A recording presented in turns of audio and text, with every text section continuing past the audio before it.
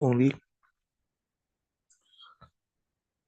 We are going to get started here in a second, but I'd like to welcome you all to this session. Those of you who are watching, and if you're on YouTube, please subscribe our channel. Um, Hit that subscribe button, and you'll you'll get notifications every time we're on. And if you like our videos, don't forget to like and comment on these videos. Also, join our eatcommunity.com website. Visit the website and join our Eat community. Become a member. You can become a member for free, and there are many other options of membership. So if you would like, you can become a paid member and get more benefits. So there are hundreds and thousands of videos on any topic. Um, there are many topics that you can find there. Just choose one and watch as many videos as you want. So without further ado, let's get started with Dr. Elaine Ingham. And this session is going to be amazing. And don't forget to tell your friends to come to our sessions. Join us on Facebook. Also, um, interact there.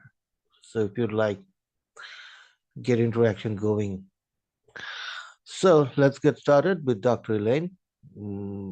Hope you'll enjoy this. Thanks. All right. Hey there, everybody. Welcome back to Sustainable Design Masterclass. Thanks for folks who joined us last week for an amazing session with Elaine. It was just mind-blowing having her on again, hearing examples about Shane Plath, Brian Vegg, what they've been doing, examples of showing how every crop from every aspect, from the lowest succession to the highest, can be expanded by, boosting the soil biology. So we wanted to bring back Elaine on, partly because Comcast totally went down in Corvallis and kicked everybody off the internet in the entire town. But yeah, so sorry about that, but that's why we have these additional sessions. They're more intimate. I like that I asked you guys to submit questions beforehand, which most of you did.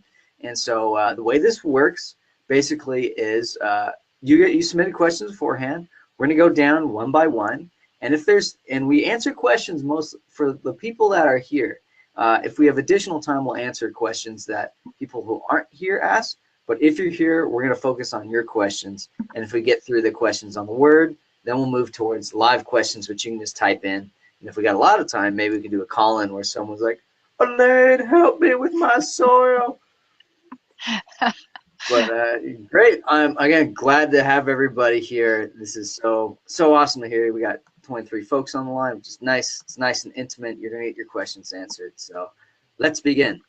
And thanks again for joining. Let me take a peek at everybody's here. We got Andy, Carl, Garrett, Jay, Jeremy, Joy, Katie, Kim, Leonard, Merlin, Nico, Monique, Patrick, Peen Van Schack, Ruth.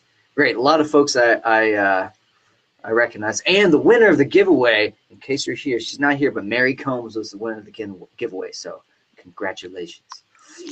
Good job. And Tim, good seeing you here too. All right. So why don't we get started? So the first question, let's see if he's here, was from Daniel Cleveland. Now, unfortunately, Daniel is not here, but there is a similar question from Alexis, and Alexis isn't here. So we'll move down to Ruth's question. Okay, so Ruth asked, thermal compost. When temperatures reached 160, microorganisms go dormant, but surely many microorganisms are killed or are driven away.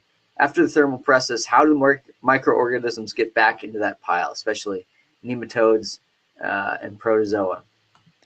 So when the temperature reaches 160 in a thermal compost pile, many of the organisms will go dormant, and that means they're producing spores or cysts or eggs.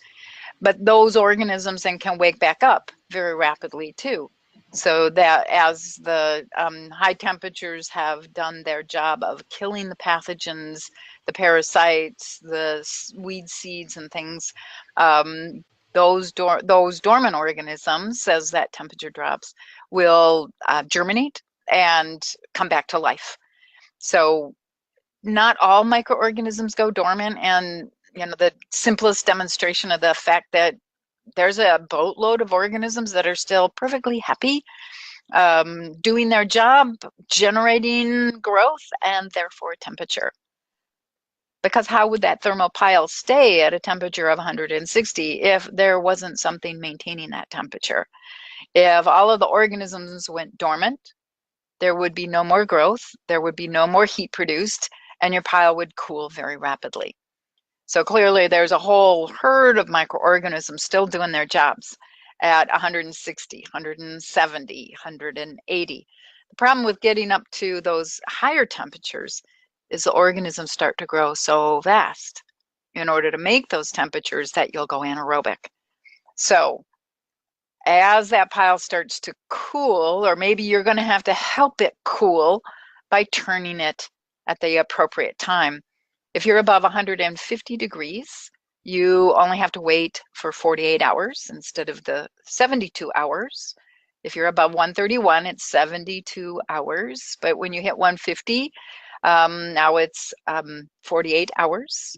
And then when you get to 160 or higher, it's only 24 hours before you've killed all the problems. And now you can turn the pile to get the cold outsides into the middle. And hopefully the organisms that are on these colder things out here, when they get in that middle, they'll start to grow really, really fast and kill all the problem organisms for you. Now, why do the problems die? Why is it that the human pathogens, the plant pathogens, the feeding nematodes, all of the bad guys, why do they die? It's because the structure of their cell walls and their cell membranes. Why should it be that way? There's a question that science has not answered for us. Maybe someday we'll figure it out. Just be grateful that it's the way it works, that we can have all these other beneficial organisms going as long as we maintain aerobic conditions, as long as we turn on time and get that hot middle out to the sides. The organisms that have gone to sleep, those things that really can't tolerate the higher temperatures, they'll germinate and start to grow as that temperature starts to drop again. Okay. Do you want to read the next one, Raleigh, or shall I just go on? Yeah, sure. I can read the next one. Okay. Okay, so here we go. The second part of that was Plasmodiaphora brassica, clubroot. Will the thermal process, did you already answer this? Will the thermal process Nope. kill the fungal disease, or should we not be putting brassica roots parts back into the compost pile? Also, one of our gardeners likes to add lime to increase the pH. She says the high pH does not kill the fungus, but it slows down the growth. What would be a more biological approach to the prevention of clubroot? Well, first of all, for the clubroot, yes, the thermal composting process will kill that fungal disease, and all the microorganisms in that pile should happily start to decompose the brassica root parts and outcompete any of that fungal disease. One of the reasons you get that clubroot growing and causing problems is you've got compaction layers in that soil. All of the plant pathogens require reduced oxygen conditions in order to be able to outcompete the good guys. When the good guys are there and it's fully aerobic, life is going pretty well. And so they will outcompete the disease causers. So the disease causers need that reduced oxygen. So you say you have wet soils. Oxygen does not move through water very fast at all. And so you've got to maintain the proper soil moisture. You can't have wet soils or you're going to be fighting with a bunch of pathogens and pests and problems. So let's get the drainage in that soil. What causes drainage? We have to have the air passageways, the hallways, the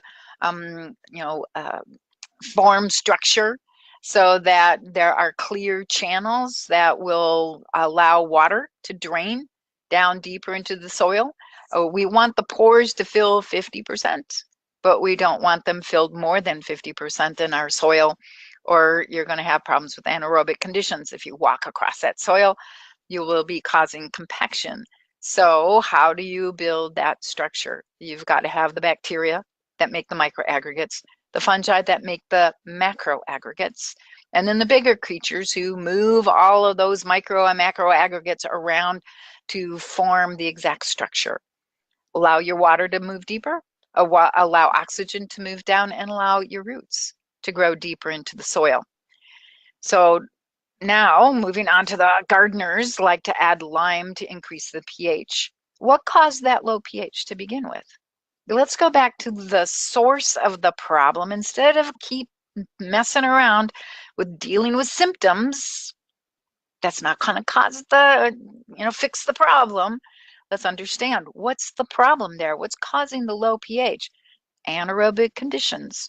Once again, when your soil becomes waterlogged, when you've got a compaction layer in your soil, as the water moves down through that soil and hits that compaction layer, water cannot move from soil of one texture into soil of a different texture, or it's extremely slow for that to happen.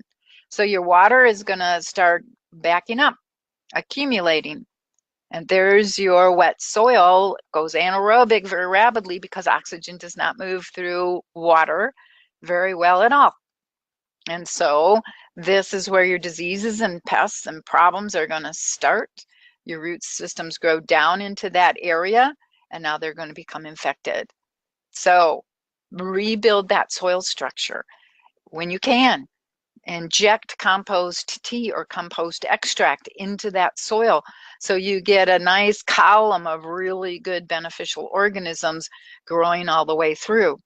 If you have to, you might till your soil one last time, get those compaction layers broken up, but then you've got to make sure that you get the biology back into that soil so the organisms will build the structure. Going in and tilling doesn't help at all if you don't put the biology back in.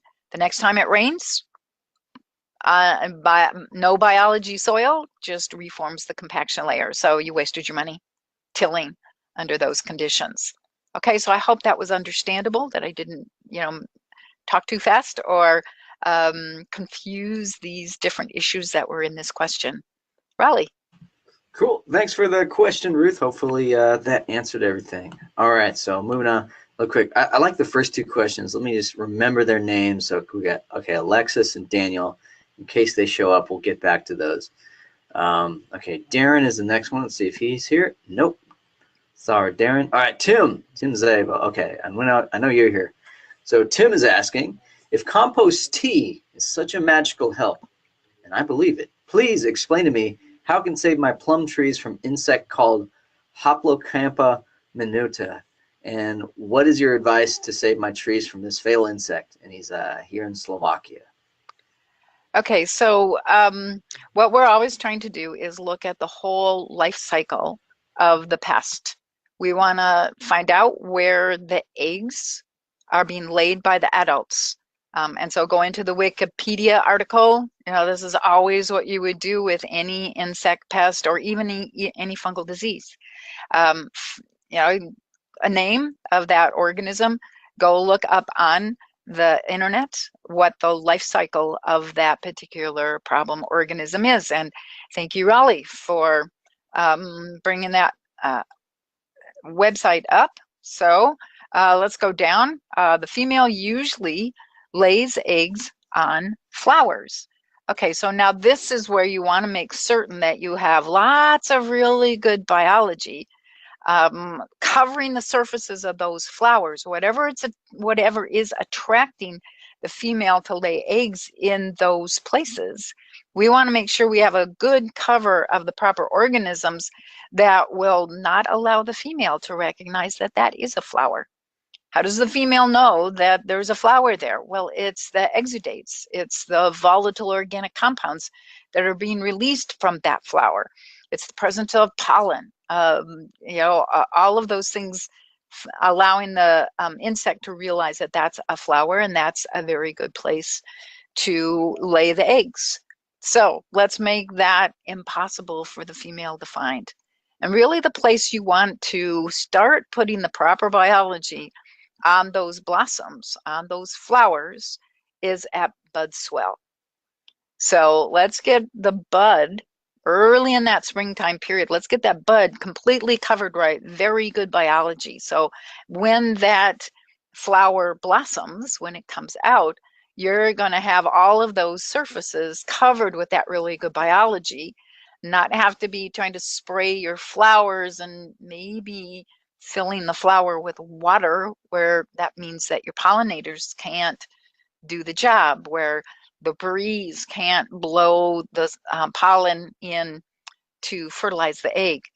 So let's make certain that all of the buds are being covered on your plum tree. So early in the springtime, right at bud swell, you go out and you apply a compost tea that's got all these great organisms in it. Typically right at bud swell, you would want to, well, at bud swell, you want to cover it. And then just before the blossoms actually come forth, you would want to apply another compost tea. So again, covering everything so that the female can't find that blossom. The larva then is a false caterpillar, which feeds on the young fruit. So now we want to make certain that as that fruit, once it's set, so you have the flower, it gets fertilized, and now the seed is set, you want to cover that seed. So as soon as the blossoms start to drop off and you've got that little fruit starting to develop, you want to get it covered again, because then the larvae of, if any of them managed to, the eggs got laid and the eggs started developing, when that larva hatches from that egg, and of course there it is right there in the vicinity of that little fruit, we want to make certain that the larvae don't recognize that fruit as anything edible. So let's get it covered. Let's make certain too that that last spray before the blossoms came out, let's make certain that we've got some microorganisms that cause a repellent. So some bacillus species, so Bacillus subtilis, very common, Serenade, that product produces a noxious flavor for the larval stage, and the larvae go someplace else, hopefully drop off your tree completely or get eaten by a bird or something. So we want to make certain that we get all of those caterpillars.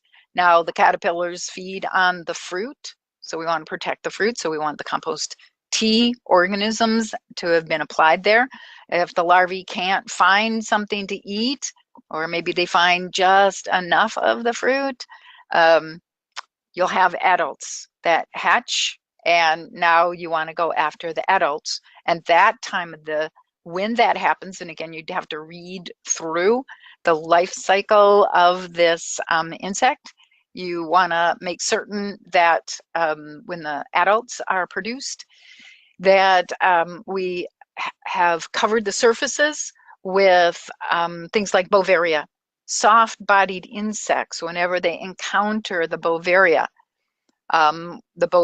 will colonize on the outside of the larva, or excuse me, outside of the adult, and drill a hole through its cuticle, high in chitin typically, drill a hole through that chitin exoskeleton, get inside the insect, and turn the insect into a big white fuzzball.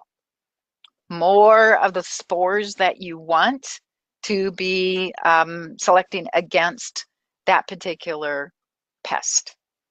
So, depending on plums or olives or apples or whatever kind of fruit that you're trying to grow, you want to be paying attention to when these stages are in the life cycle of whatever pest you've got attacking your system.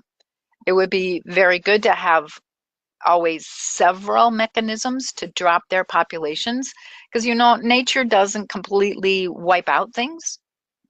These insect pests are there for a reason. They are Mother Nature's garbage collectors. When your plant's not healthy, when it doesn't have the nutrients in it to have healthy growth, then that becomes very attractive to our pest species. So let's make certain that nutrient cycling is going on very well in your soil.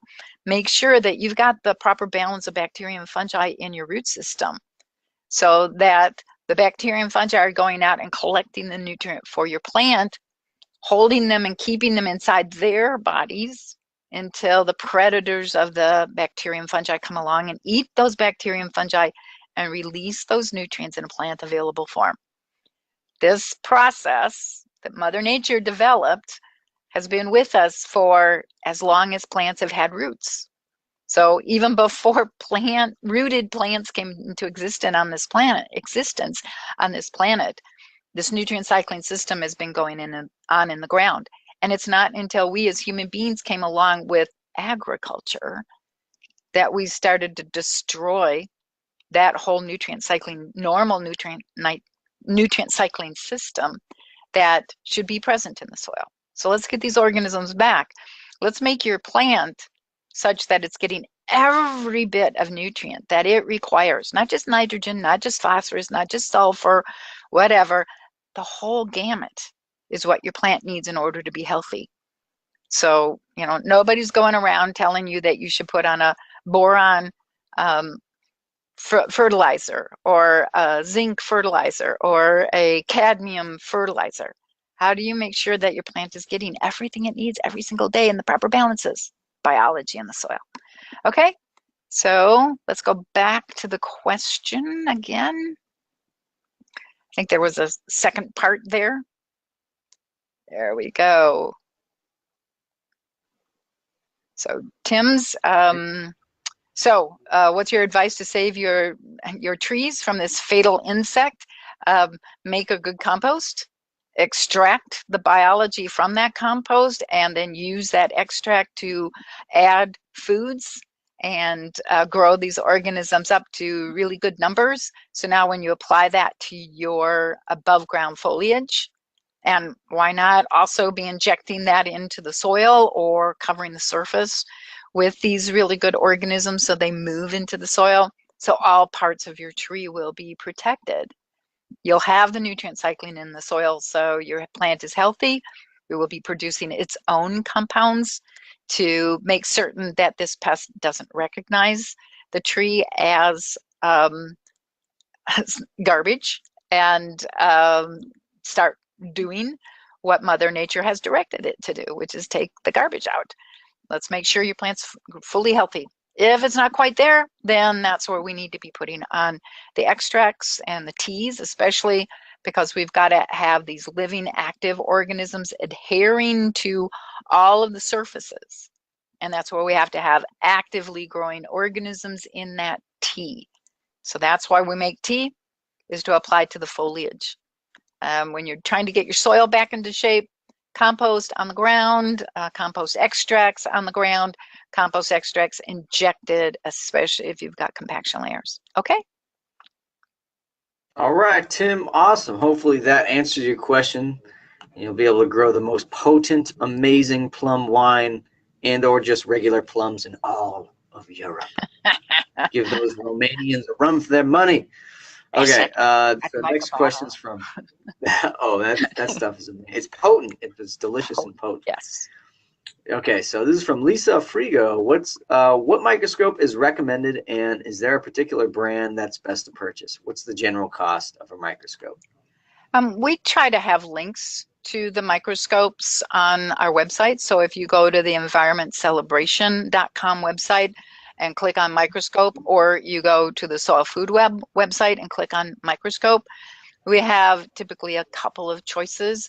What we're finding right now is if you go looking on Amazon and sometimes eBay, they have special offers where the price of the microscope may be 10% off, 25% off, 50% off.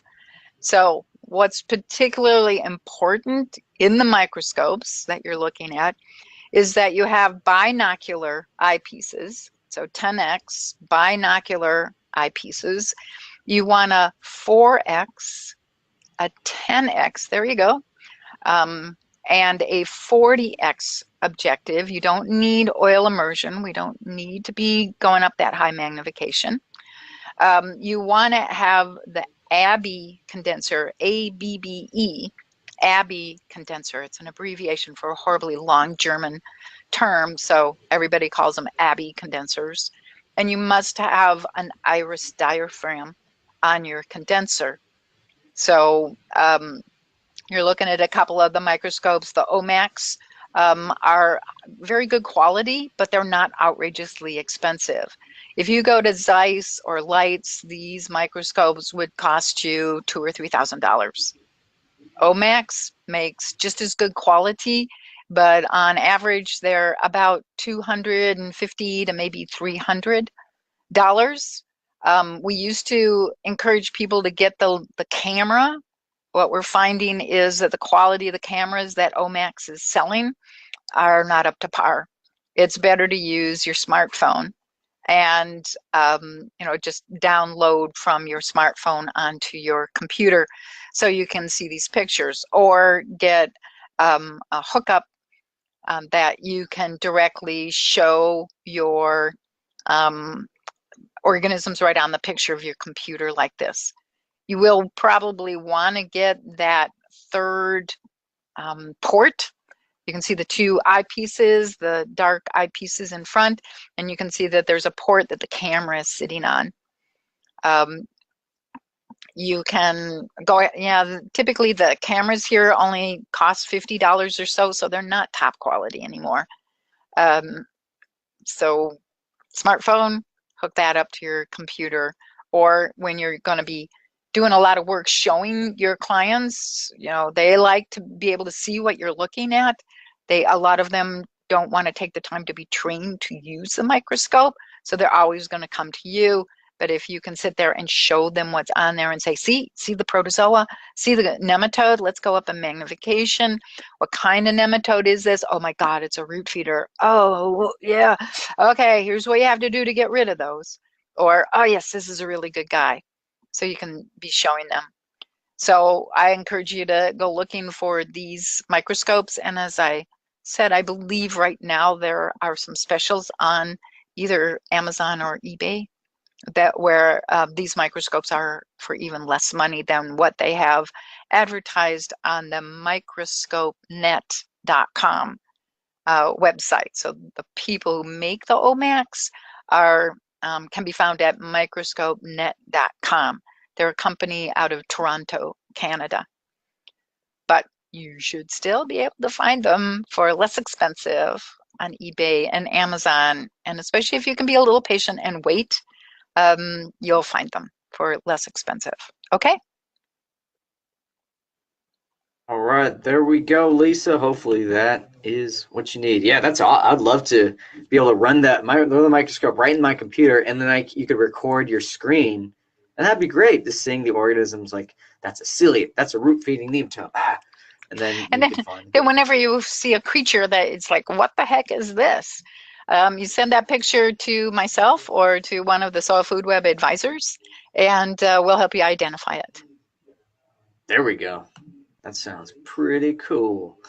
All right, now we're moving to Sherry. Okay, let's see if Damien's here. I don't think he is. Damien, are you here? Nope, no Damien. So let's move to Sherry. So Sherry is definitely here. So can the ash from an incinerator toilet be incorporated into composting? How can composting be combined with hydroponics? With this method still work in places without deep soil, like in a greenhouse? Yeah, you always want to be careful about ash of any kind, because as you're burning things, the residues that are left can be highly toxic. So you might want to go back to the people making the incinerator toilet and ask them what is the composition of that ash. Like from wood stoves, or you're burning leaves or something outside.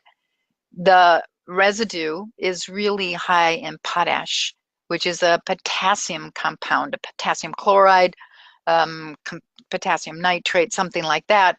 And at small quantities going into your compost pile, not a problem. No more than 5% of the pile should be ash material. Start getting higher than that, you're going to overdo it on the potassium, and a number of the microorganisms may be killed because the potassium concentration gets to be too high, too much salt. So go lightly with the ash from any source of ashes. And I would suspect that the incinerator toilet would have some really interesting ash material, really interesting salts that are what is produced when you burn. So no more than 5% would be my off the cuff kind of recommendation. How can composting be combined with hydroponics? You basically want to exit all of the inorganic salts. You want to exit the inorganic fertilizers, pesticides, and all of that. Stop using that stuff because you're killing the organisms by using those toxic chemicals. Now you want to make a compost. You can use that compost if you get the right balance of the organisms in that compost material. You want to make your potting mix out of that. I myself, because we have really good structure in our compost, and we typically for our potting mix, we're going to sieve the compost. So we sieve out the larger chunks of organic material, especially for starts in the greenhouse. We want to make certain that we've got the right biology in that compost for the kinds of plants that we're planting. So we may have equal biomass fungi to bacteria compost, and then put bacterial foods in when we're going to go for the lower fungal to bacterial biomass ratios, or we may have foods that we add to that 1-to-1 ratio fungi to bacteria. We'll add fungal foods so we get more fungal. So of course we're going to be adjusting the biology for the plant that we want. You want to be selecting for the plant you want and making certain that weeds don't pop up and other plants aren't going to try to join your chosen plant that you're planting. So making your compost into the potting mix. So there's one place you can be using compost in your hydroponics. Now when you go in and you plant your starts into your hydroponic situation, whether it's in rock wool or it's in flood tables or it's in the, they always remind me of on your roof. Yes, senior moment here. What do you call those? The not tubes, NTS system. It's not quite right. Oh well. Gutters? Yeah, the gutters. Yeah, where the water is flowing through and your root system is down in that water. So Okay. there's But in aquaponics context or hydroponics context, okay. Right. Yeah, So I don't know that either. So yeah, maybe sure if you could help us out with that term. Yeah, stick it over there in the so in those situations now what you have to do is be feeding those root systems that are in that water, hydroponics, that are in the water, however it is that you're getting the water to that root system, flood tables or to gutters that you've got water moving through, whatever you're doing. Merlin said NTF. NTF. Okay, there you go. NTS. I was close. Senior moments. This is what happens when you have too much stuff in that brain. So what you want to do is make a compost extract. And typically that extract goes into your water tank. So that as you pump that water up into your tables or into your flow through systems, all of those root systems are capable of getting those bacteria, fungi, protozoa, nematodes on the surfaces of the roots so they can set up that nutrient cycling process. Then you just want to be feeding that tank with the humic acids, with the fish hydrolysates, with the food resources to keep your bacteria and fungi happy and growing on those root systems. So there's a constant low amount of humics or fulvics or olmics or any of those food resources past those root systems So the bacteria and fungi can make the enzymes to grab the nutrients out of those humics and fulvics and everything, anything else you may be adding. And yes, you're going to have to do a little testing to see which are the best food resources for the type of plant that you're growing. It does vary a bit, but from cultivar to cultivar, varies a little bit. Some of the interesting things that we've seen is that we can get very different nutrient concentrations. Well, not very different, but significantly different nutrient concentrations in leaf and bud and fruit materials by altering that fungal to bacterial biomass ratio along the root systems of the plants.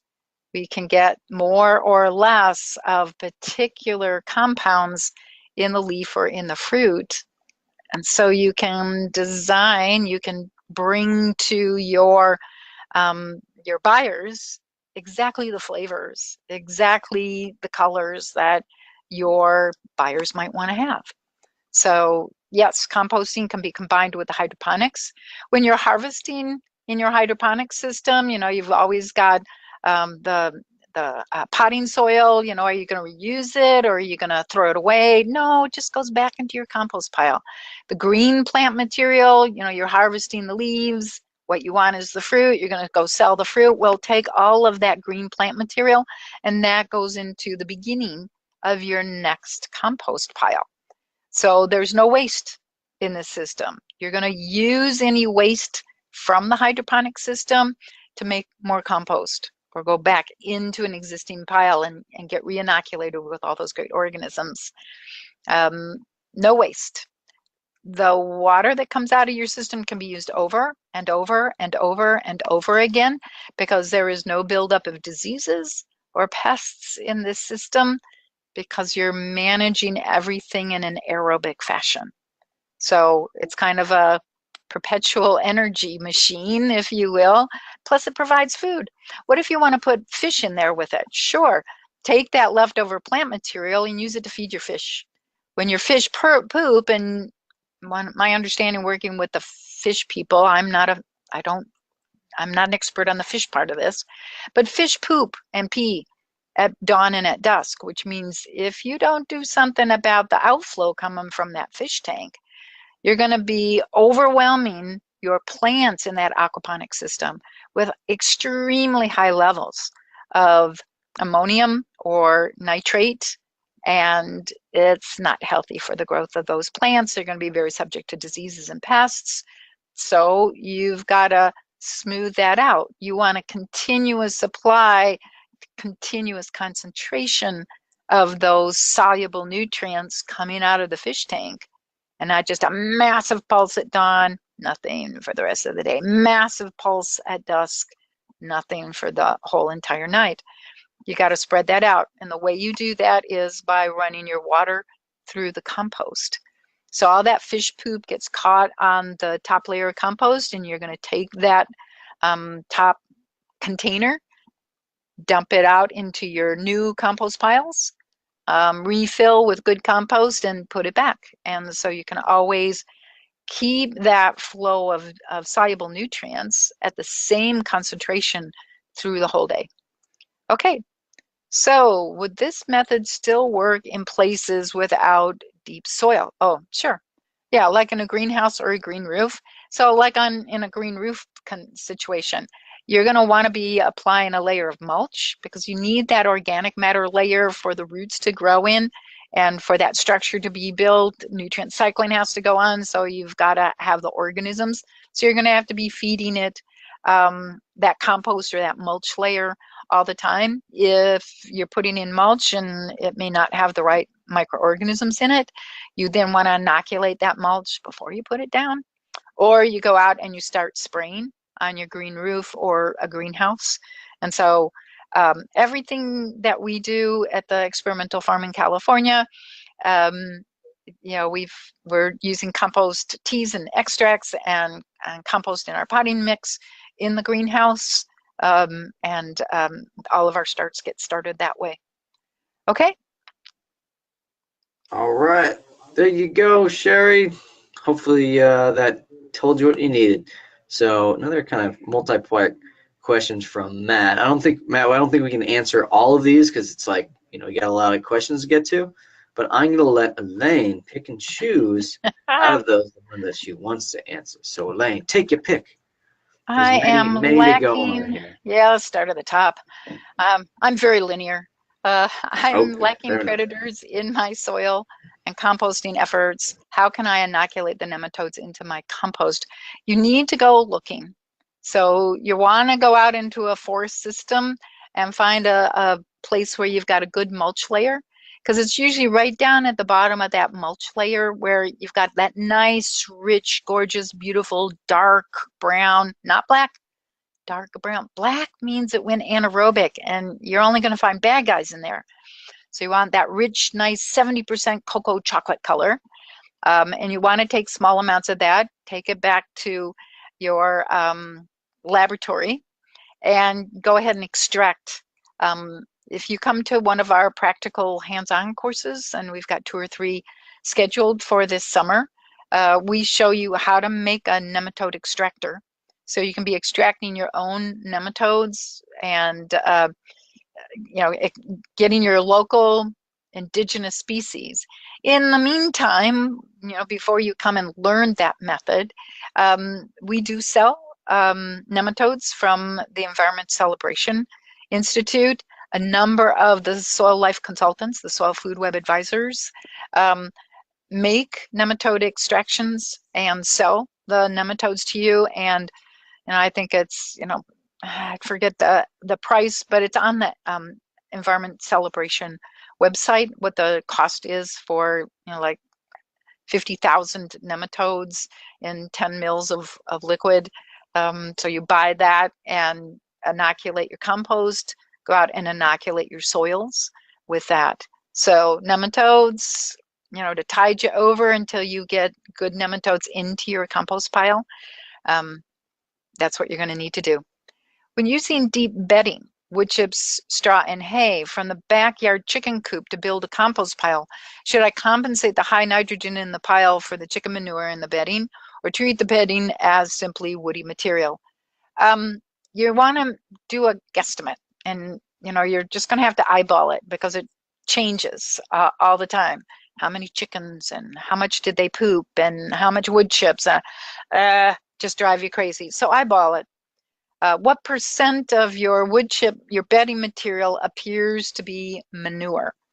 Well, you have a hard time figuring out the liquid component, the urea component, the gooey, runny stuff, because it absorbs into the wood chips. So what's actually there? So, when you clean out the chicken coop, now you've got all this good manure mixed with bedding. Make a compost pile and see what the temperature does, because the growth of those microorganisms is limited by the amount of nitrogen in the material. The more high nitrogen, the faster they're going to grow, the faster that temperature is going to take off. So start your pile, come back in a couple hours, because I have seen compost piles where, unbeknownst to those of us making the pile that manure was just really rich on juicy stuff. And the temperature goes from ambient to 180 degrees in 4 hours. So be out there to give a check, because if it's already climbing up to 180s, you must turn it now, or things can go kaboom. Spontaneous combustion will start to occur when the alcohol that's being produced in those anaerobic conditions will burst into flames. So let's say you started your pile, you come out at 4 hours, and okay, I'm up, the pile's up at 100 degrees, or the pile's up at 120 degrees. Great, perfect. Come back the next morning, you're going to compost pretty normally. Let's say you come back in 4 hours and the temperature hasn't moved at all. Start being a little concerned that something's not right in the pile. The water is inadequate. It has to be up to 50% moisture. So start looking at what could be wrong. Come back the next morning and it still hasn't moved off ambient temperatures. That manure is not. There's not any real manure in there. It's the bedding material. And so you're going to have to find an alternate high nitrogen. So you use the temperature that develops. Every time you gotta get a new batch of manure, you're gonna have to do a little testing, okay? So when using, okay, can applying good compost restore farmland that has had years of Roundup applications? Roundup is tricky.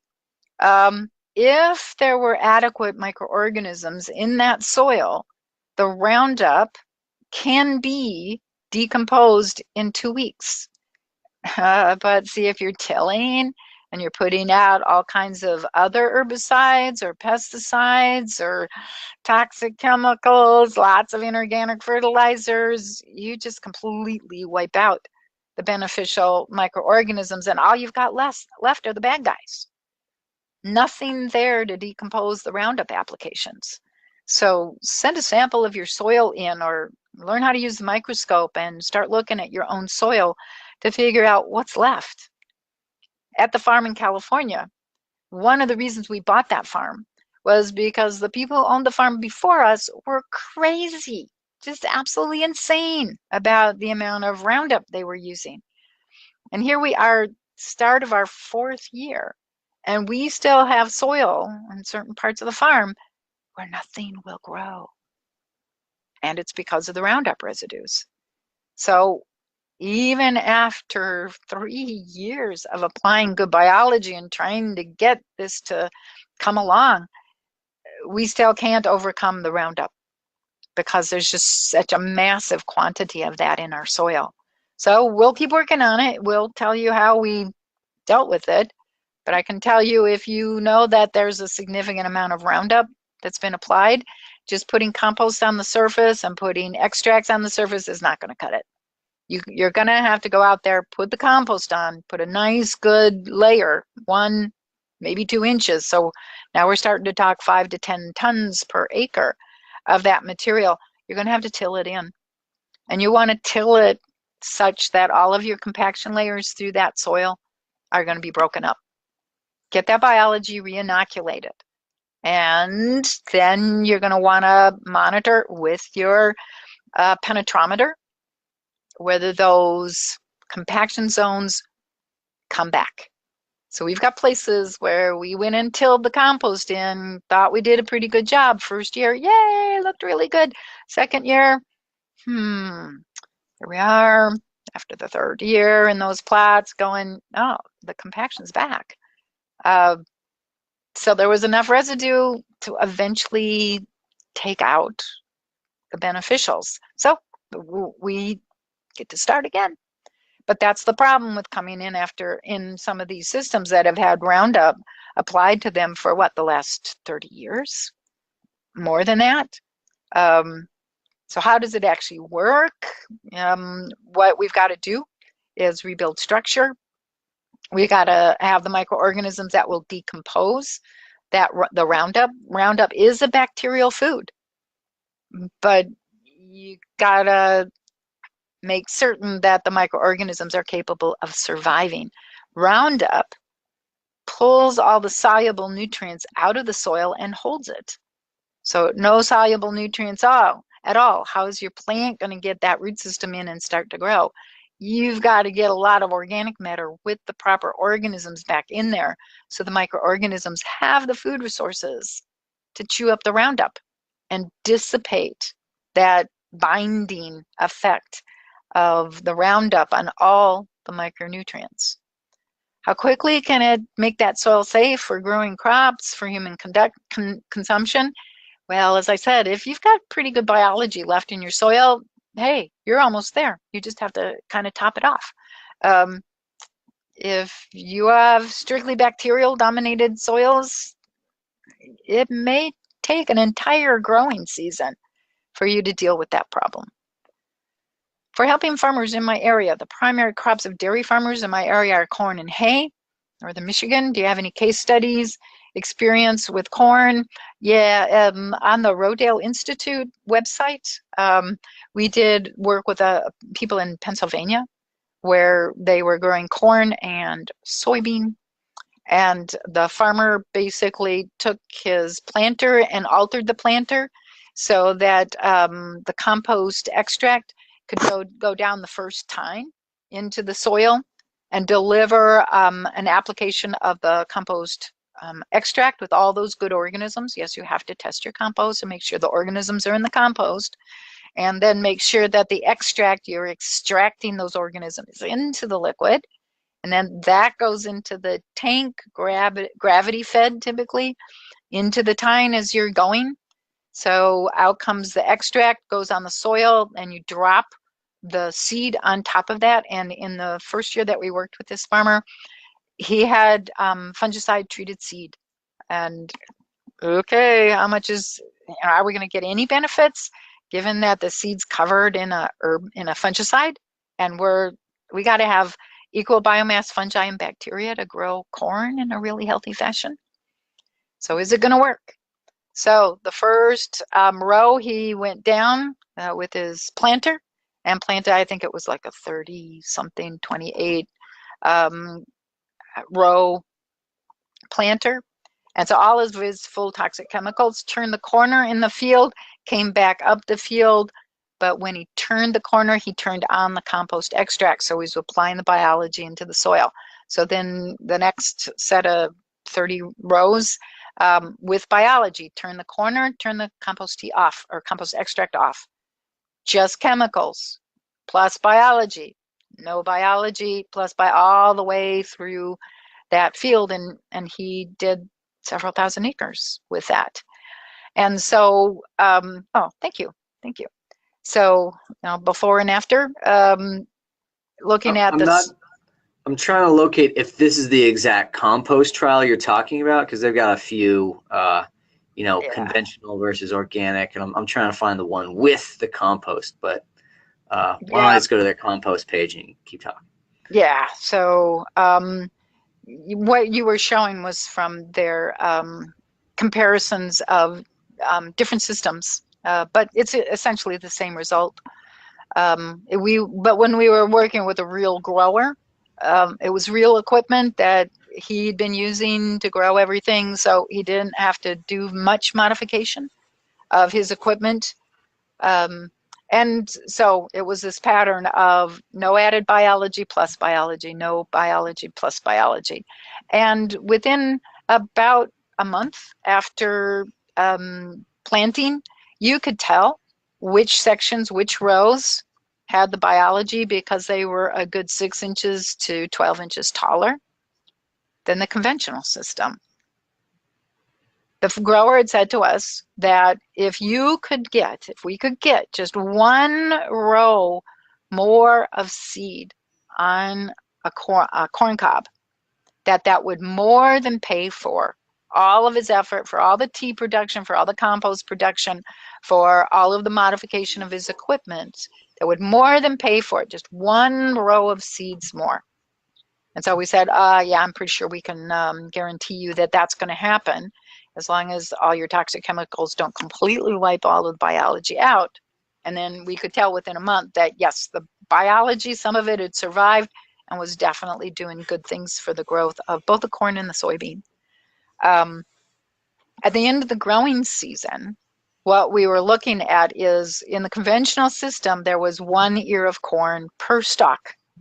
But in the plus biology system, there was at least 2 ears of corn per stalk, and sometimes as much as 5. As much as 5, someone was calling me, sorry. As much as 5 ears of corn per stalk. So clearly made way more than just one row of seed more. The man was ecstatic. And as far as I know, he's gone biological in his work. He doesn't avoid use of the toxic chemicals. He still kind of holds on to that safety blanket, just can't quite believe that he doesn't have to at least put a little bit of something out there. So just put more compost tea. Just go put more compost out there. You don't have to be using those toxic chemicals and destroying all the benefit. So yeah, we have quite a few examples where, plus the biology, really good sets of microorganisms are giving these kinds of results. So can we go back to the questions again? I think You that got would it. answer All right, thanks. his That was question. actually also Katie's too. Thanks, that's Katie. That was Matt's and Katie's question. So Okay. there you go. Hopefully you got everything answered. Here's one I answered real quick. This is from Stefan. I'm unsure which course to take, either Elaine's or Matt Power's course. Maybe you can explain the difference. Okay, so Matt's course is basically, it gives you a tiny sample of all these different fields in regenerative agriculture. It's like, oh, a little bit of this, a little bit of this, a little bit. It's great if you need you want to see many examples. Elaine's course is a really deep dive into soil biology, compost tea, microscope. It'll teach you how to apply soil, learn soil biology and make compost that will actively restore protozoa, nematodes, fungi, bacteria to actually restore your soil biology. So if this is the topic that interests you, soil health, increasing crop yields, reducing costs, then Elaine's course is the one that we recommend, even though Matt's course is great too, if you want a sample of a lot of things. So there And you go. he goes a little bit more into some of the practical things, like what kind of PTO or what kind of equipment would it be a chisel or a disc, or it gets more into the practical end of things, whereas I really want you to understand the biology and how to get that biology back into the soil, but I leave it up to you to decide whether you're going to use this kind of tillage or that kind of tillage. There we go. Awesome. All right, so next question has come from Daniel Taylor. Let's see, I think Daniel's here. Saw him earlier. Oh, wait, can we see? Oh, yeah, we can see the Q&A. Okay, so Daniel's asking, old growth forests where the Great Plains are closed systems, thus minerals, nutrients stay in the system and are reincorporated over the years. However, in a system like market gardening, nutrients are constantly being removed, sometimes up to 8 times a year in biointensive systems. Can soil biology break down the minerals fast enough to provide the necessary resources for newly planted crops to grow well? Okay, I'm going to object to that. The first part of that, old growth forests or Great Plains are closed systems. Thus, minerals and nutrients stay in the system. Well, exactly where are they staying in that system? Every year a tree grows and it's going to put on another ring. So those nutrients are now not in the soil. They've been removed, just like we're removing them, taking them off to market in that agricultural, the row crop kind of situation. And so even in old growth forests and in the grasses, where in the Great Plains, there's a lot of nutrients that get held up in that mulch layer, growing that organic matter layer in the Great Plains, growing the organic matter in the old growth, and now being tied up in the plant material itself. So anytime you've got shrubs, anytime you've got bushes, anytime you have trees, you are sequestering nutrients and they're not going to be available for the next year's growth. So how many nutrients are tied up in the tree, in the stems and the stalks? Those are removed from the system. They're no longer going to be moving back through. So where do the nutrients come from? Every second of every day, all of those nutrients are being replenished within that soil. Because every second of every day, your parent material, your rocks, your pebbles, all of those larger crystalline structures are being broken down by the bacteria and fungi using their enzymes and using the acids that they produce. Those rocks and pebbles, gravel, parent material, boulders are all breaking down into sand, silt, and clay, which are fresh nutrients. So whether you're in your agricultural soil, or you're in a forest soil, or you're in a grasslands, every day more nutrients are being regenerated. And so as long as you have bacteria and fungi, those new sand, silts, and clays are being produced. And then the bacteria and fungi are making the enzymes to pull those nutrients out of the crystalline structure of the sand, silt, clay, rocks, and pebbles, etc., pulling those nutrients into their biomass. And then the bacteria and fungi are eaten by their predators, the protozoa, the nematodes, the microarthropods, and releasing those nutrients right in the root zone, right next to the root, in the balances that the plant requires. Who's in control of how rapidly this process is occurring? It's the plant, because the plant puts out the exudates that the bacteria and fungi use to grow on. So the plant puts out mannitol, a particular kind of sugar, which wakes up those bacteria or those fungi that are going to make the enzymes to pull the potassium out of the sand, silt, clays, rocks, and pebbles. Different sugar, and it wakes up a different set of bacteria and fungi that make different enzymes to pull the calcium from the sand, silt, clays, rocks, pebbles. Oh, yeah, and organic matter if it's down there. So in all of our systems, we don't have to worry about how much nutrient is being sequestered in the stalks, in the stems, in the organic matter, or being trucked off the market and sold to somebody else. We don't have to worry about that, because you have an infinity supply of nutrients in the sand, silt, clays, rocks, and pebbles until the day the parent material on this planet has been completely pulled apart and turned into organic matter. We don't have to worry about the nutrients.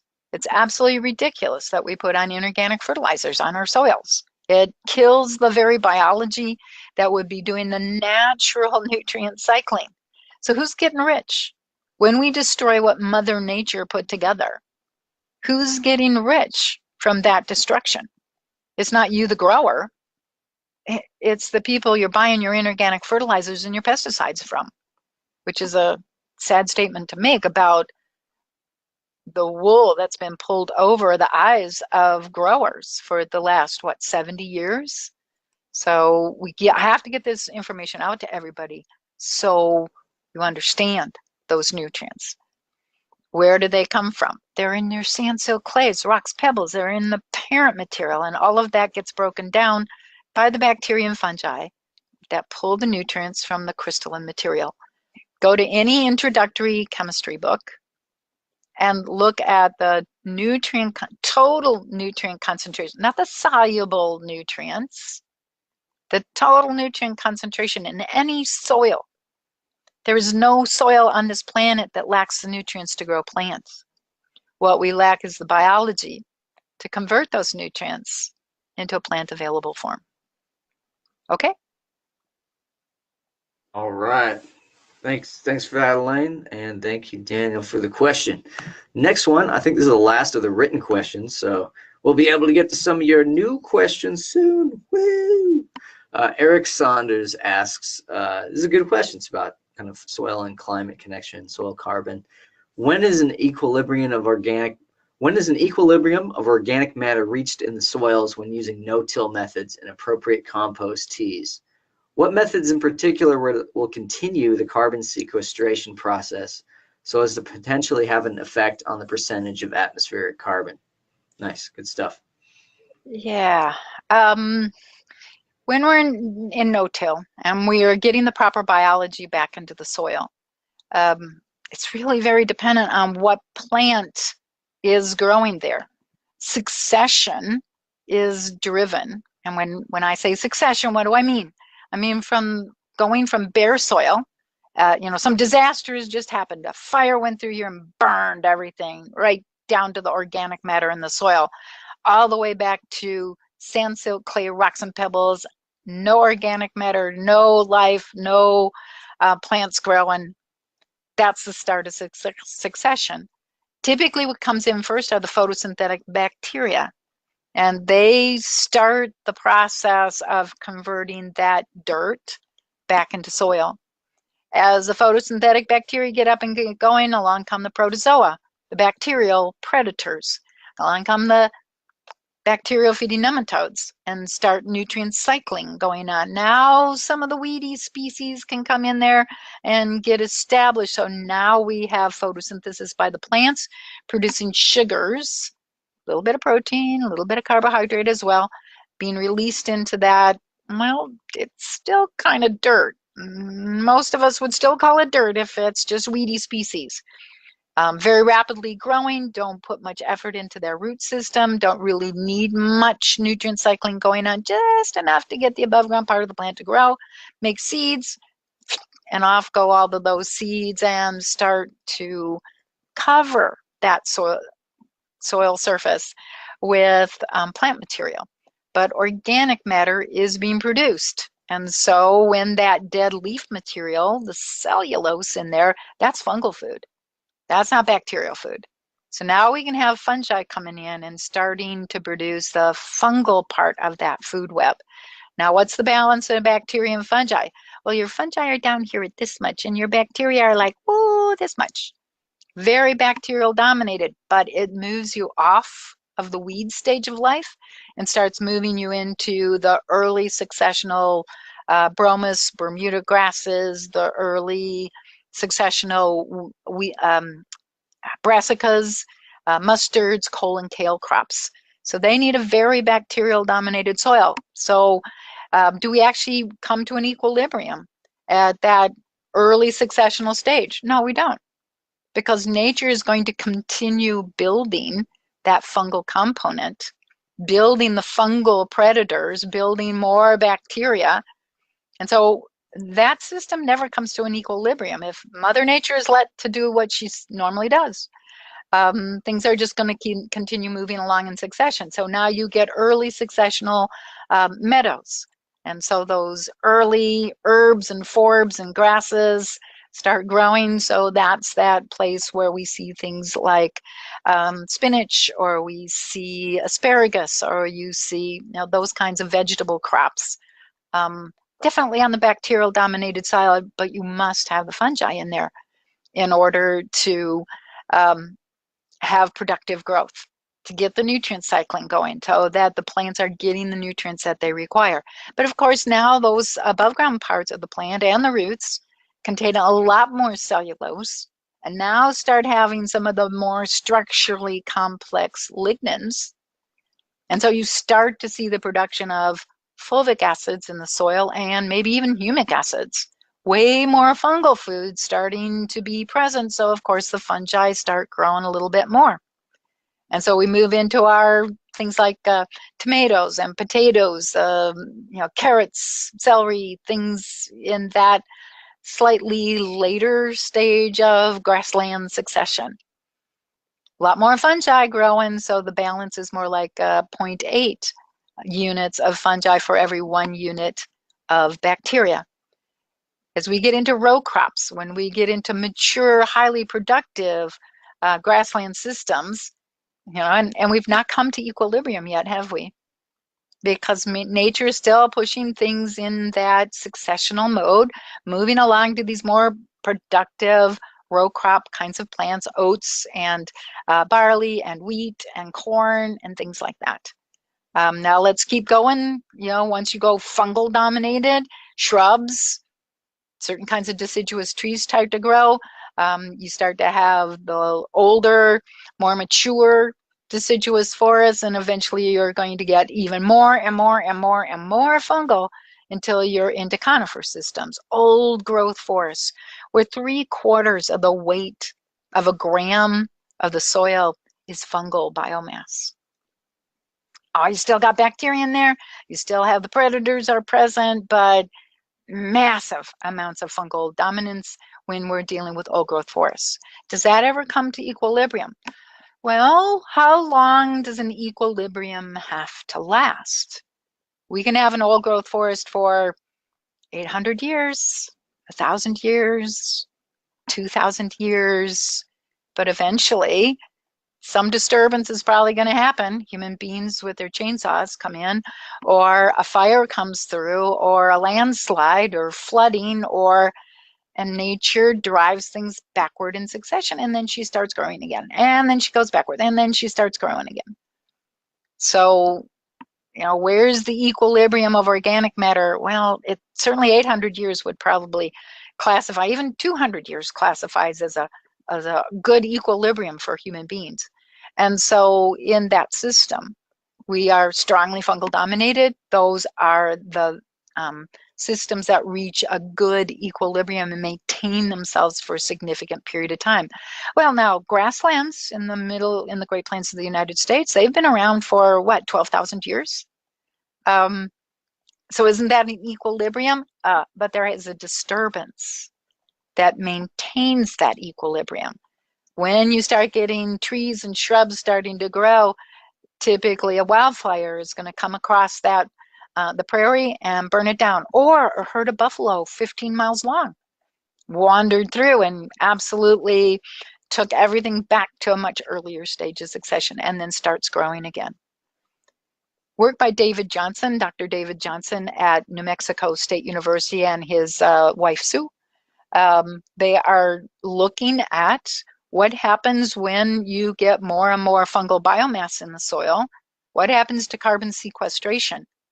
They are showing an incredible amount of carbon that is sequestered and held in the soil if we get fungal dominance starting to increase. And so, you know, with bacteria alone, you're only sequestering, I'm going to kind of invent numbers because I don't remember them exactly off the top of my head. He has a really great YouTube video. He's published a couple of papers on this now, where he's showing that normally people are talking about dirt as only capable of sequestering, you know, like 0.1% carbon a year. And so agricultural people have said agricultural systems can't be included in carbon sequestration because they don't sequester. Well, it's because you keep destroying all the biology. You go in there and wipe out the very things that cause carbon sequestration to occur. Of course, you're not going to get any accumulation, but stop tilling and start getting the biology into that system. And they're showing that as that fungal component goes up and up and up, so does carbon sequestration. They're showing systems where they are getting, I think it's 11% carbon sequestration. And now you're talking several tons per acre. Go to his papers, read them, because I'm not remembering exactly the numbers, but it's impressive. And it's all what I've been saying for the last 30 years. Fungi don't blow off carbon because fungi need to keep that carbon in their hyphae, and those long strands. The fungus grows at the tip. So when people are doing plate counts to determine how much fungal biomass is in the soil, ye gods, the only thing you're measuring are a certain very small percentage of the spores that can germinate and grow on that petri dish. You miss 99.999999999% of the microbial population in that soil when you do plate counts. It's absolutely bogus if you want to measure how much carbon is being sequestered. So what methods in particular will continue the carbon sequestration processes so to potentially have an effect on the percentage of atmospheric carbon? We have to keep allowing fungi to keep growing. We've got to make certain that we're allowing the plants to grow that will feed those fungi, and we will get massive quantities of sequestration. The soils people, again, they think about the soil only goes this deep. What total bogus is this? Soil only goes 4 to 6 inches? Are you crazy? How far down do the roots of old growth trees go? When you look at Douglas fir growing here in the Pacific Northwest, how far down can their root system go? 250 feet. So the soil could be going down 250 feet. So take that 250 feet depth where we can be increasing that fungal biomass, increasing that carbon sequestration, increasing percent organic matter, 250 feet down into the soil. Do you think we need to worry about CO2 evolution into the atmosphere? But if you've disturbed all of that, and the only thing you've got left in that soil are bacteria, bacteria are very inefficient on carbon. Look at the carbon to nitrogen ratio of a bacterium. 5 carbons for every 1 nitrogen. Those bacteria are using food resources that are 30 carbons for every 1 nitrogen. And so when that bacterium eats a sugar, it eats its typical food resource, it has to blow off 80% of the carbon in what it's eating has to be blown off as CO2 in order to get the carbon to nitrogen ratio correct so the bacterium can stay alive. Not the case in fungi. Yep, the growing tip of the fungus, that's what's growing. It's constantly producing more cell wall. It's constantly producing more carbon compounds. But the pipe it leaves behind is almost pure carbon.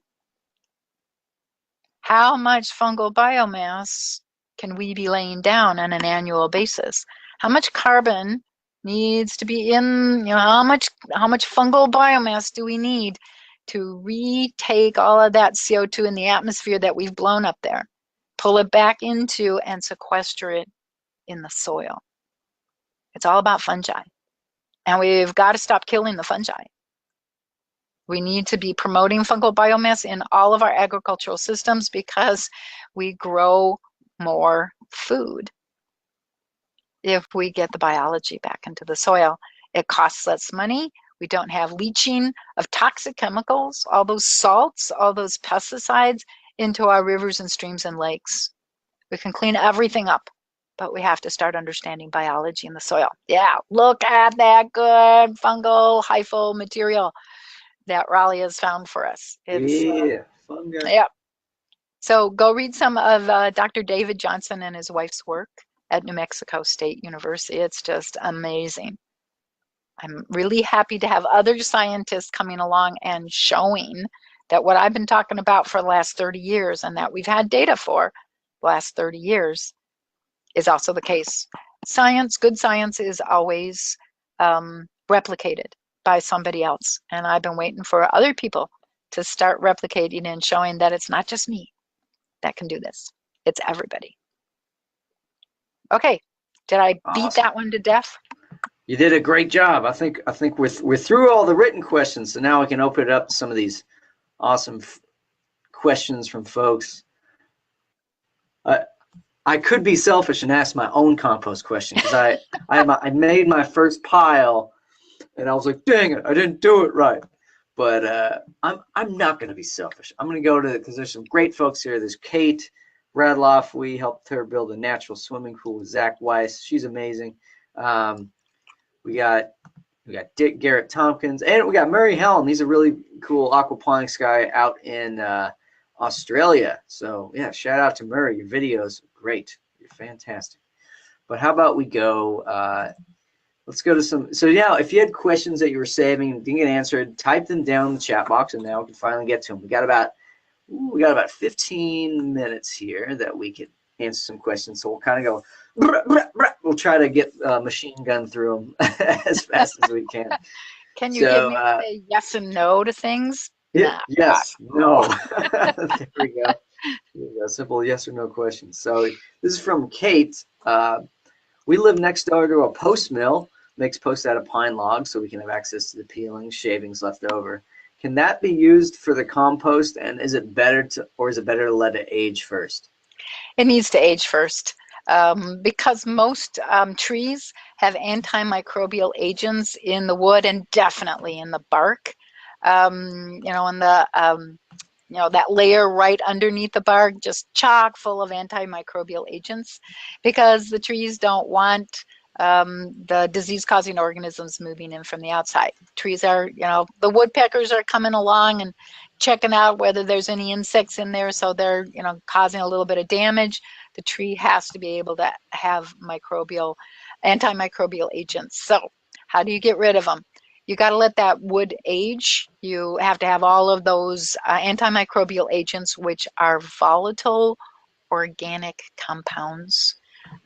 They need to air away so that the antimicrobial agents are lost, and now your microorganisms can actually use that bark and the inner layer of the bark, the cambium, as food resources. Okay? Awesome. It turns out Beverly was actually here, so want to get to one of her questions. So yeah, pick or choose. Why don't we get to one of these here? One is about composting fresh manure, or is there a magic trick for keeping rats out of the compost pile? Anything that stinks has to be buried in the pile. What causes stink? Anaerobic conditions. So if you keep your pile aerobic, rats will not be attracted. Your neighbor's cats and dogs and all the other things that could come along and go after something that smells really bad. That and the real bad smells, the hydrogen sulfide, the ammonium, excuse me, the ammonia, are all things that attract rodents because it says food to them. And so they're going to go in and try to find it. So keep your compost pile aerobic. How long does fresh horse poo need in order to be safe to put directly into a hole in dead dirt, sand, clay, under food pans? You don't ever do that. Never. You are playing with disease when you do that. You have to compost fresh horse poo or any other kind of poo because coming through the digestive systems of any mammals, we have pathogens growing in there. Part of the normal decomposition process in our mammalian digestive systems is to have things that cause disease being in there, and they're normal.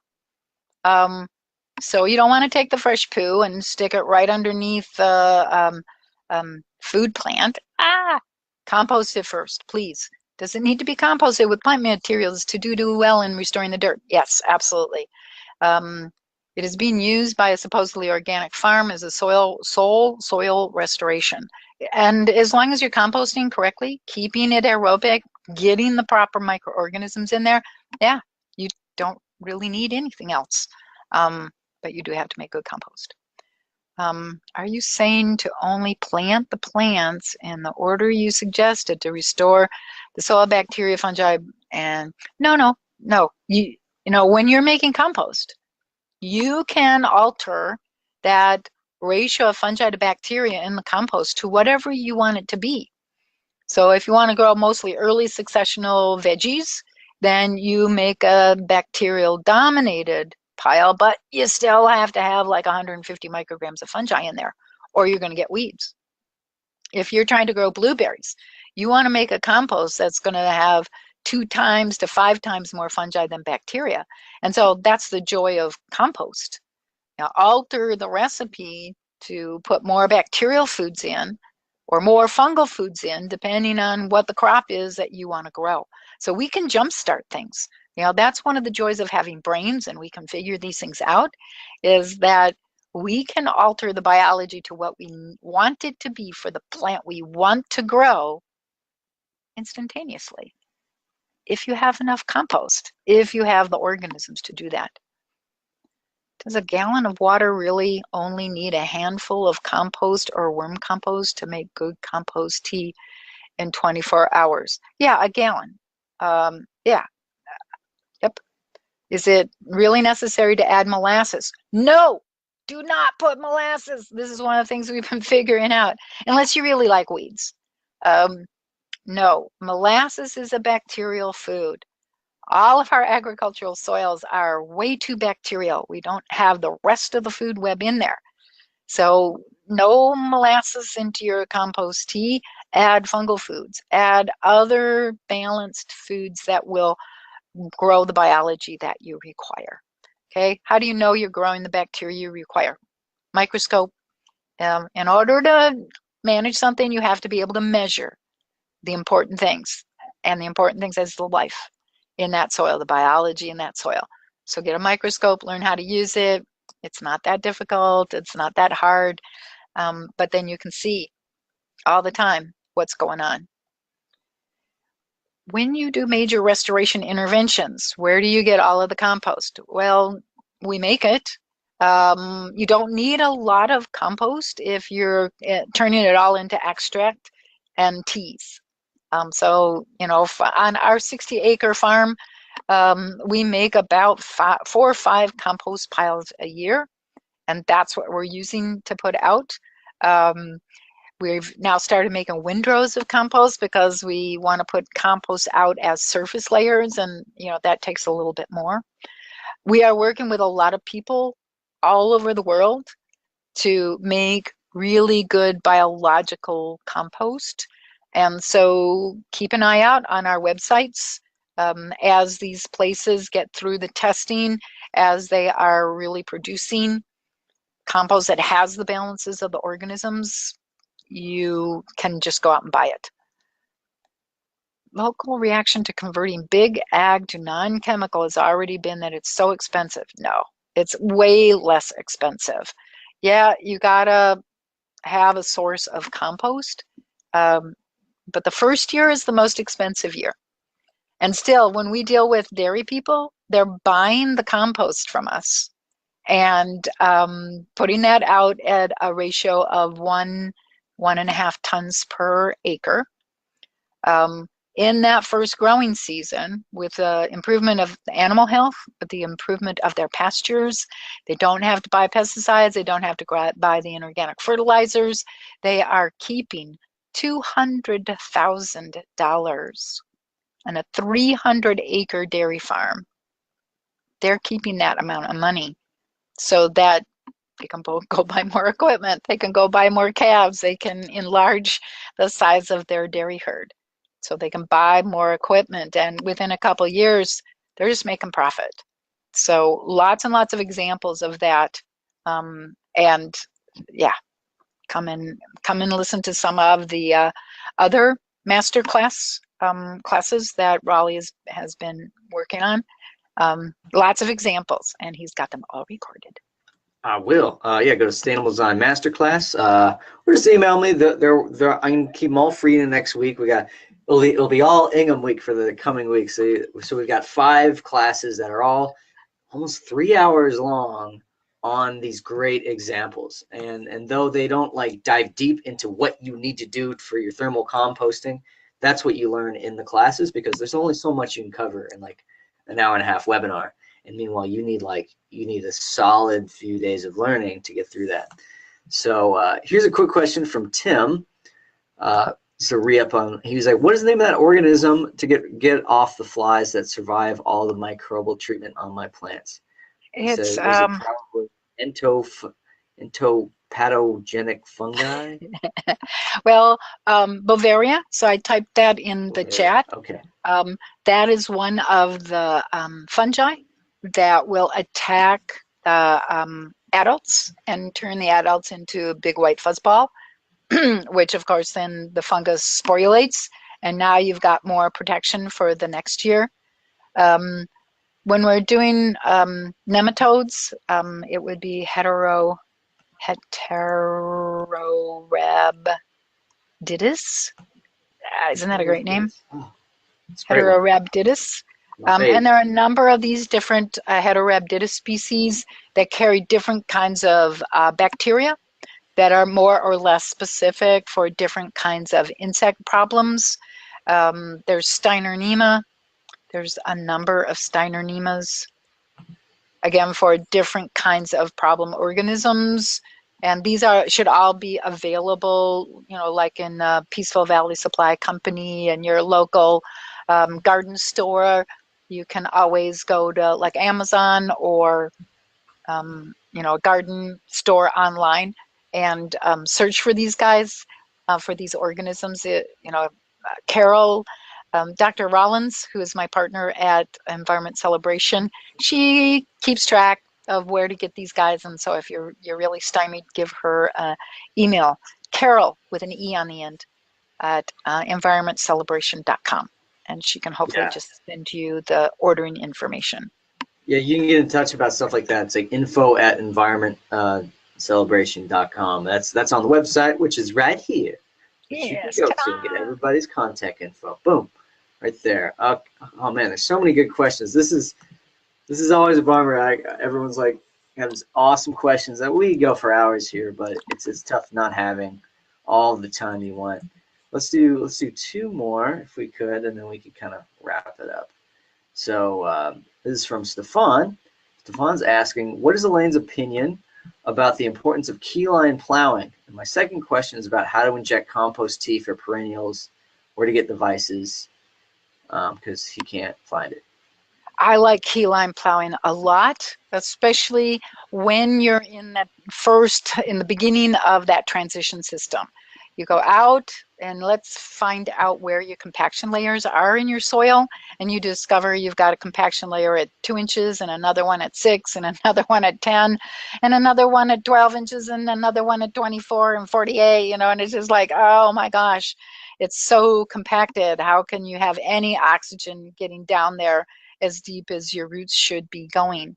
That's the time you come along and you, on your tractor, you hook up the keyline plow, and either on the front end of your tractor, you spread the compost out in front of you. I like snow blowers as good applicators of compost because they can tolerate the 40% moisture that you want to have in your compost pile to be spreading it out. And then on the back end here's your keyline plow.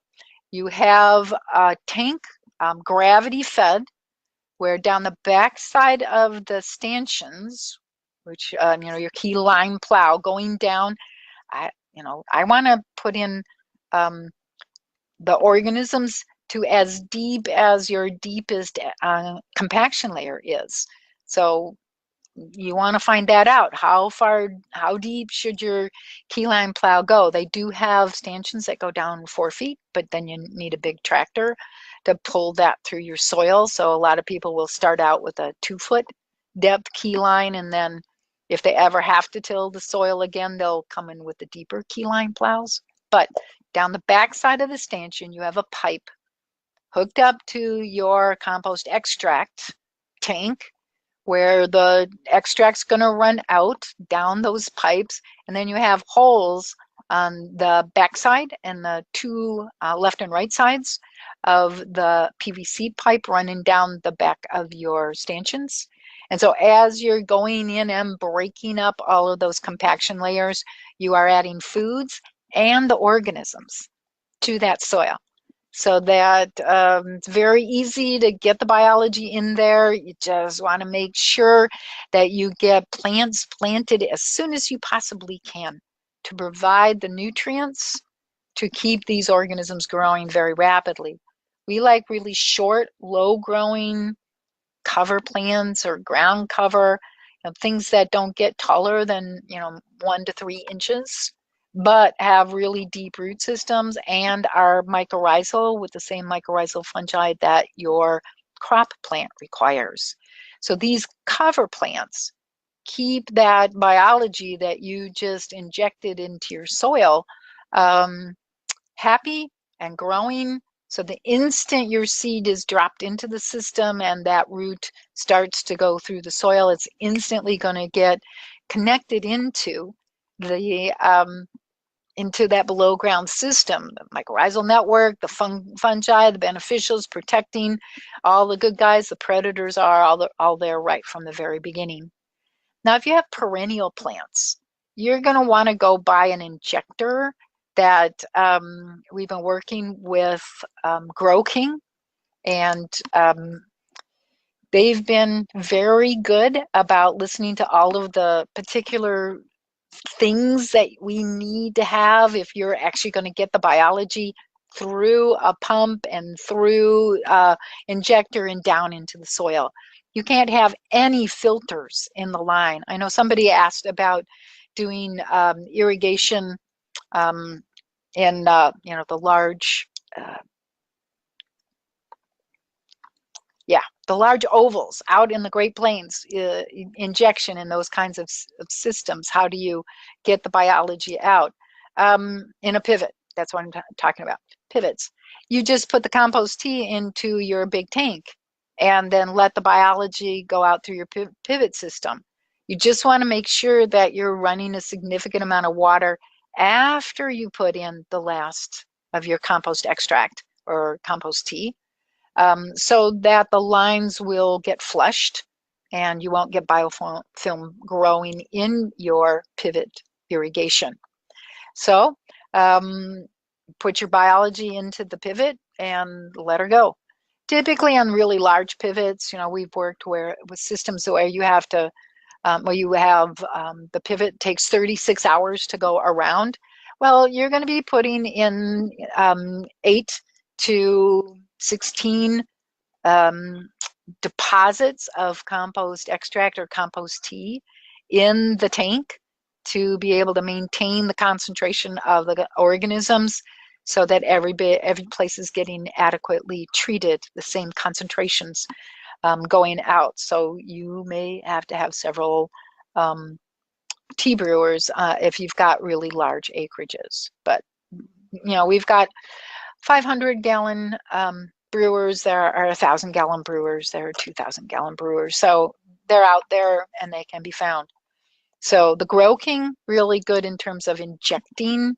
You might want to work with Grow King to come up with some larger units where you could cover 100 acres of orchard or vineyard on a day.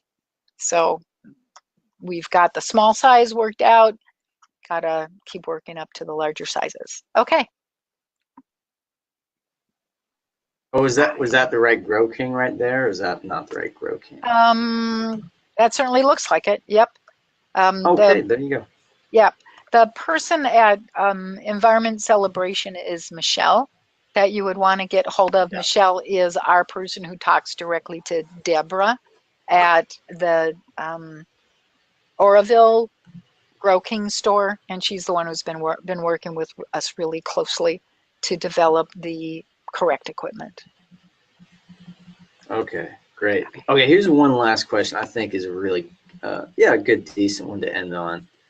Let me get back on here.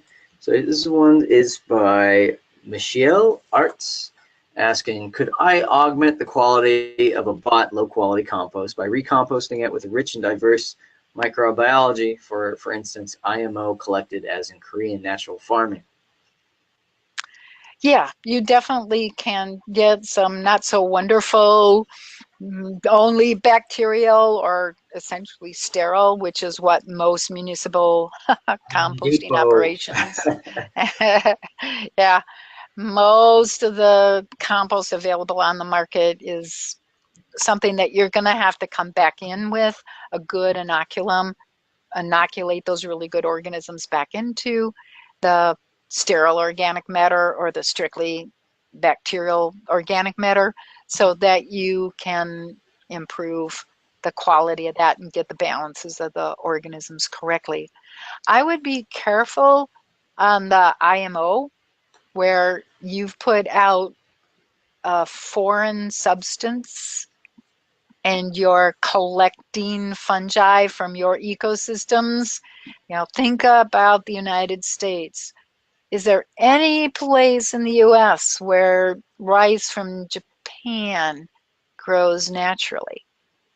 And yet that's what they recommend is take a ball of rice and put that out into your ecosystems and get fungi growing on that rice. Well, those are not the normal indigenous species of fungi. They, are usually not so wonderful ones. So I would find some indigenous grain and cook that indigenous grain and maybe actually a mixture so you would be growing a wider diversity of microorganisms and ones that are truly indigenous. So, go out into your system and look at the understory plants and collect the seeds from the understory plants and cook them up and then put the balls out there to collect things. Well, why even bother with that?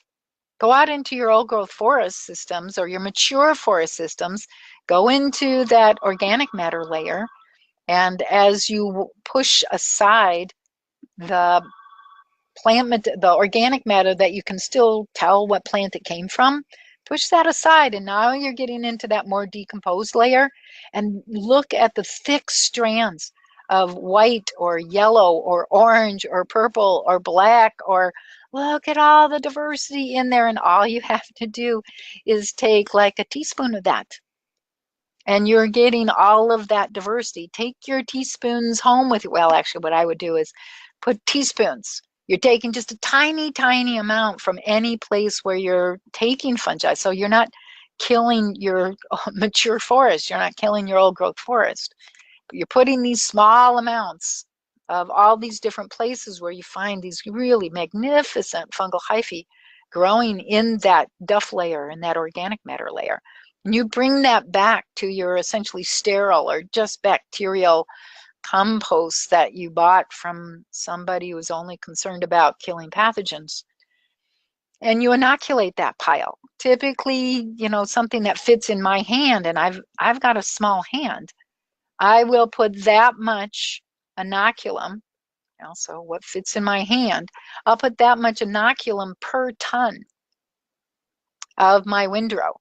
And I want to mix it in several different places, so it's not just one big handful blopped into the middle.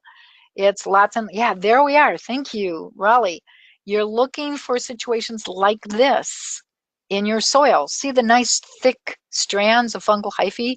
If you were standing here with a pair of tweezers, think of all that fungal hyphae you could go in and pick out and remove. It's so strong, it's so cohesive. When you pick up any strands of those fungal hyphae, they're going to pull out a whole bunch of that organic matter with. So just take one tiny bit of inoculum from something like this. Cover this back over with that top layer of the organic matter. Go get another little bit from someplace else. Try to pick the browns and the blacks and the greens and the purples and it sounds like the rainbow, doesn't it? Which is what it is. You want to be collecting a massive diversity of all these different kinds of fungi. And you're going to be getting bacteria, the indigenous bacteria, you're going to get the protozoa, you're going to get the nematodes.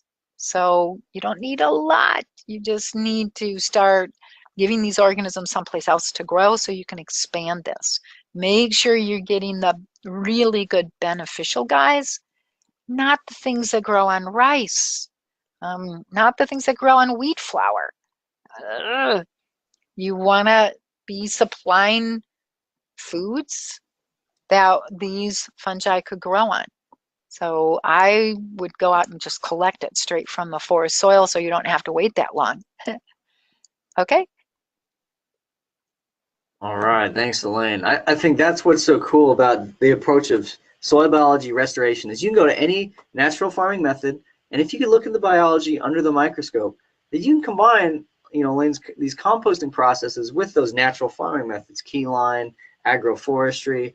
It doesn't matter, but like knowing what's the biology in your compost is, and how to scale it up with compost is essential. It's just like it's like fungi. It's a force multiplier for any approach you have.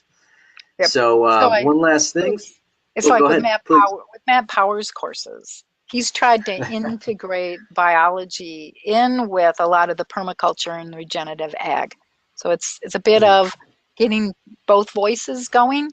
So yeah, they're out there. So one more question. Was that what you were about to say? I think that's about it. I just wanted to point people. So tonight is the last night where you can get the discount for that half off offer of all the courses.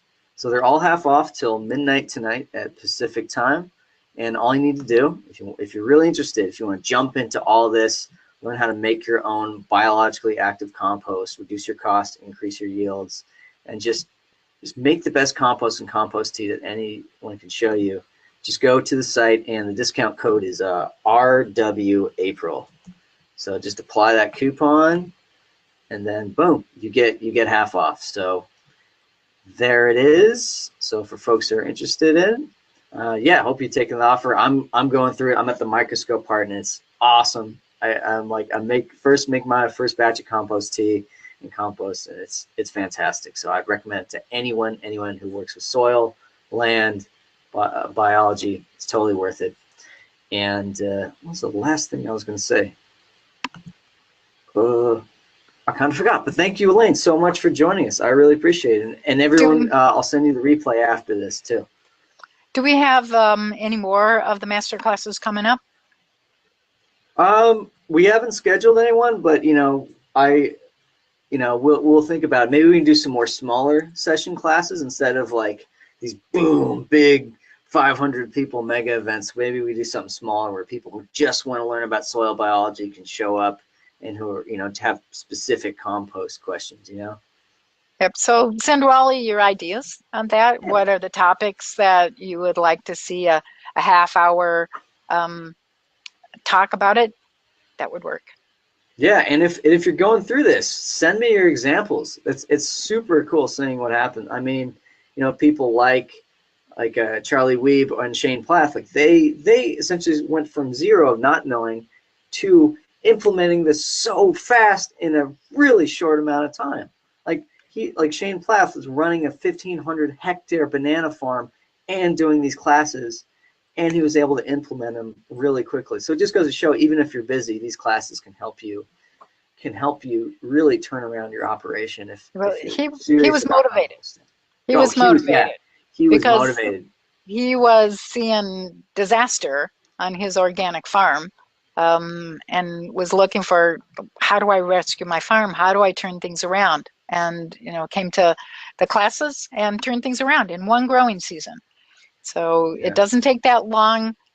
And it certainly helps if you haven't been using horrible pesticides and inorganic fertilizers for years and years and years. But we even managed to turn things around within one growing season, as long as we get you understanding what the biology is and what your goal is. Yeah, for sure. Okay, I can't resist. Okay, well, this is the one last thing we're gonna do, then we'll tie it up. This is Jay Valencia. It's about desert soil transitioning. So Jay says he's turning a New Mexico desert horse ranch into a pepper farm and market garden. He's saying soil transitioning. How about that? Question mark. Well, yeah, we can do that, um, especially in really dry conditions. We've got to do things to sequester, to build structure and get that carbon, get the organic matter back into that soil, so that the microorganisms have something to grow on. So it's really, really critical that we perhaps put in some hugelkultur, where we're getting some wood put below ground. There's our fungal food resource. Get out there and grow the structure to hold any water that falls to the surface of the soil at any time. Working with some of the permaculture guys in Australia. We were in Dubai, we were out in Saudi Arabia, Jordan, various places like that, um, where it was essentially bare desert. There were no plants growing. It was rocks and pebbles and sand, and that was it. So we're going to turn this into a desert oasis and be able to support 3 human families and all their goats and sheep, and open water for them to be able to get water from. And had to have fair amount of engineering of swales and bearing wood material to get the biology going. And what was critical is, around the open water, we had to get grasses that would hang over and shade that water, or the evaporation would have just wiped us out in no time flat. Every morning in the desert, we were seeing that there was dewfall. There was water condensing on the stems of those grasses. And that water, as it runs down that stem, it has to infiltrate. It must be going into that soil and um, being stored in those layers of the soil, not right up here at the surface. We've got to have the organic matter. We must have the structure built. So it's entirely possible to do that. And, some very good success stories that came out of that work. I'm trying to remember the person's name that I worked with on those projects, because he did the permaculture part of it. I made certain that the compost was made correctly and was applied, so that the biology was on the stems of the plants. Within a year, we had enough standing water in the ponds to support all 3 families, all of their animals, all their livestock, to keep them alive. There was an orchard area, there was a grassland area, and so highly successful. We could go from bone dry desert, where no one could imagine that there would ever be another green plant growing here ever. And in one growing season, it was an oasis in the desert. People were living there. We do the same thing with date palms, with different kinds of desert trees and shrubs. It's exactly the same story. You have to build structure. Every drop of water that falls has to go into the ground. And in the desert, it's the dew. That's really critically important. We don't think of that much in the US, that it's dewfall is so critically important.